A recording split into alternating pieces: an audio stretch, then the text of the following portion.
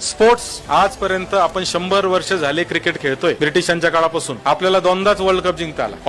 Olympic आपण चायनाच्या आधीपासून Olympic मध्ये आहे. 1900 सालापासून आपण ऑलिम्पिक मध्ये भाग घेतोय. आजपर्यंत मागच्या 124 वर्षात भारताला किती मेडल मिळाले माहितीये का? 35. सगळे मिळून गोल्ड, सिल्वर, ब्रॉन्झ तिन्ही मिळून मिळालेले मेडल 35. आणि चायनाने काय केलं? 1950-52 ला ते पहिल्यांदा ऑलिम्पिक मध्ये आले. पहिल्या वर्षी 0 होते आणि मागच्या एका वर्षात 2020 साली जे ऑलिम्पिक झालं त्या एका वर्षात त्यांना गोल्ड फक्त 38 मेडल मिळालेले. आजपर्यंतची त्यांची मेडलची टॅली टोटल 771 आहे आणि भारताची 38 आहे. मी चायनाला एकदा गेलो, आम्हाला स्पोर्ट्स युनिव्हर्सिटी दाखवली. ही स्पोर्ट्स युनिव्हर्सिटी आम्ही पाहायला गेलो, त्या गावाचं नाव मला आठवत नाही. हजारो एकरामध्ये स्पोर्ट्स युनिव्हर्सिटी आहे. ऑलिम्पिक मध्ये खेळले जाणारे सगळे खेळ त्या स्पोर्ट्स युनिव्हर्सिटीमध्ये शिकवले जातात. कसे शिकवले जातात? तर वयाच्या 5 वर्षापासून ते विद्यमान जी टीम आहे म्हणजे आत्ताची करंट टीम, त्या टीमच्या मेंबर पर्यंत सगळ्यांनी तिथं मुक्कामी राहून शिक्षण घेऊन तिथं त्या ऑलिम्पिक साठी तयारी करायची. ह्याच्या बदल्यात त्या मुलाच्या किंवा त्या मुलीच्या आई वडिलांना दरमहा सरकार पैसे देतं. का देतं पैसे? तर तुमचा मुलगा किंवा तुमची मुलगी राष्ट्रकार्यासाठी आता आम्ही देशासाठी घेतलेली आहे आणि म्हणून मला असं वाटतं की या सगळ्या गोष्टींवर खऱ्या अर्थाने विचार करणं गरजेचं आहे.